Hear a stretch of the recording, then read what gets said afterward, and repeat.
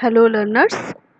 In last video we have discussed about the liberalization and the economic reforms undertaken under the liberalization.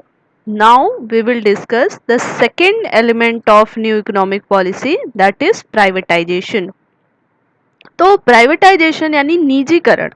निजीकरण क्या है और privatisation करने के पीछे गवर्नमेंट का क्या मकसद था, क्या ऑब्जेक्टिव्स थे, इसको हम इसमें डिस्कस करेंगे। तो प्राइवेटाइजेशन जो है वो है that is it is the general process of involving the private sector in the ownership और operation of a state owned enterprises. Privatisation का मतलब क्या है कि जो स्टेट ओन्ड एंटरप्राइज हैं उनके ओनरशिप में, उनके ऑपरेशन में प्राइवेट सेक्टर को इन्वॉल्व करना, यही प्राइवेटाइजेशन है। मतलब कि जैसे कि गवर्नमेंट ओन जितनी भी बॉडीज हैं जिनका मैनेजमेंट, जिनका कंट्रोल गवर्नमेंट के हाथों में, जो पब्लिक सेक्टर एंटरप्राइजेज हैं उसमें प्राइवेट सेक्टर को इन्वॉल्व करना ज़्यादा से ज़्यादा ये प्राइवेटाइजेशन कहलाता है। और प्राइवेटाइजेशन के अंदर में पॉलिसीज जो अडॉप्ट की गई वो क्या क्या थी। तो पहला जो प्राइवेटाइजेशन का पॉलिसी था that was the contraction of public sector. Public sector को कॉन्ट्रैक्ट करना, यानी कि जैसे ही पब्लिक सेक्टर कॉन्ट्रैक्ट होगा तो आपका प्राइवेट सेक्टर जो है ज्यादा से ज्यादा आएंगे इकोनॉमी में। तो कॉन्ट्रैक्शन ऑफ पब्लिक सेक्टर, जैसे कि हम लोगों ने आईपीआर 1956 और ये 1991 का जो इंडस्ट्रियल पॉलिसी अनाउंस हुआ उसमें भी देखा कि पहले जो है पब्लिक सेक्टर के लिए 17 इंडस्ट्री रिजर्व की गई, फिर 1991 में 8 इंडस्ट्री पब्लिक सेक्टर के अंडर में थी। फिर 2010-11 की पॉलिसी में क्या हुआ कि अब सिर्फ 2 सेक्टर ही ऐसे हैं जो पूरी तरह से पब्लिक सेक्टर ने गवर्नमेंट के हाथों में है, बाकी सबको प्राइवेटाइज कर दिया गया है। कुछ ना कुछ शेयर सबके मतलब इंडिविजुअल्स के हाथों में है। तो पब्लिक सेक्टर ऑब्वियस सी बात है, जैसे जैसे कॉन्ट्रैक्ट होगा प्राइवेट सेक्टर का जो है ज्यादा रोल होगा। और सेकेंडली हम प्राइवेटाइजेशन कैसे कर सकते हैं, abolish the ownership of government in the management of public enterprises. मतलब जितने भी पब्लिक एंटरप्राइजेस हैं यानी जो पीएसयूज हैं उनके मैनेजमेंट में गवर्नमेंट की ओनरशिप को खत्म करना। मतलब खत्म कैसे करेंगे, अब उसका अगला तरीका जो थर्ड पॉइंट है उसमें ही आएगा। तो हम किस तरीके से प्राइवेटाइज कर सकते हैं कि जो पीएसयूज हैं उसमें क्या करें कि गवर्नमेंट एंटरप्राइजेस जो है उनको प्राइवेट एंटरप्रेन्योर्स के हाथों बेच देते हैं, तो वहां पर प्राइवेटाइजेशन होता है।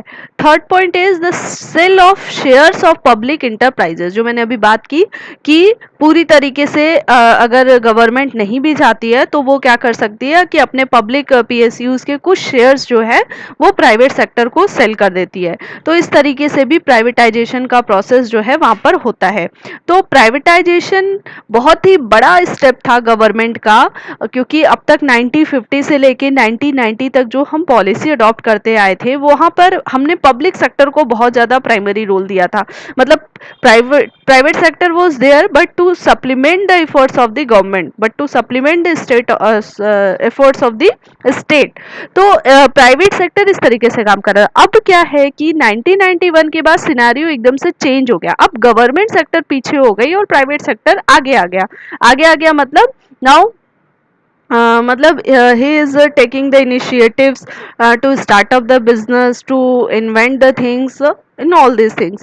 तो प्राइवेटाइजेशन गवर्नमेंट का एक बहुत बड़ा स्टेप था जिसमें क्या होता है कि स्टेट ओन्ड एंटरप्राइजेस के ऑपरेशन या ओनरशिप में प्राइवेट सेक्टर को इन्वॉल्व किया जाता है।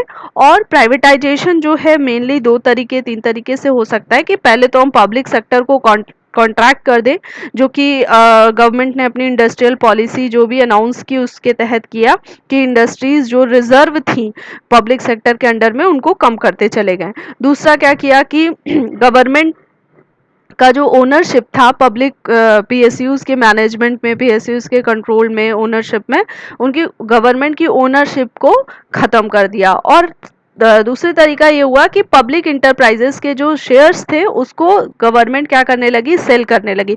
तो ये जो थर्ड पॉइंट है इसी को हम डिसइन्वेस्टमेंट भी कहते हैं। Selling the shares of the public enterprises to the private entrepreneurs is known as the disinvestment.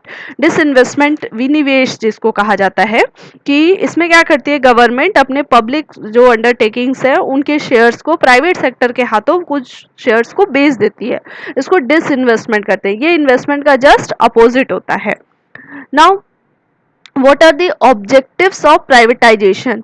अब ऑब्जेक्टिव्स क्या थे गवर्नमेंट ने प्राइवेटाइजेशन के पीछे, गवर्नमेंट के प्राइवेटाइजेशन करने के पीछे क्या क्या उद्देश्य रहे। पहला तो उद्देश्य था कि raising funds from the disinvestment. जब जैसा कि हम लोग पहले ही जानते हैं कि 90s में इतनी ज़्यादा क्राइसिस हो गई थी, गवर्नमेंट के पास फंड की कमी थी, तो डिसइन्वेस्टमेंट के थ्रू, जो कि हमने अभी ऊपर डिस्कस किया कि selling the shares of public sector to the private individuals, तो डिसइन्वेस्टमेंट के थ्रू वो क्या कर रही थी, फंड्स कलेक्ट कर रही थी। Secondly, improving the financial condition of the government.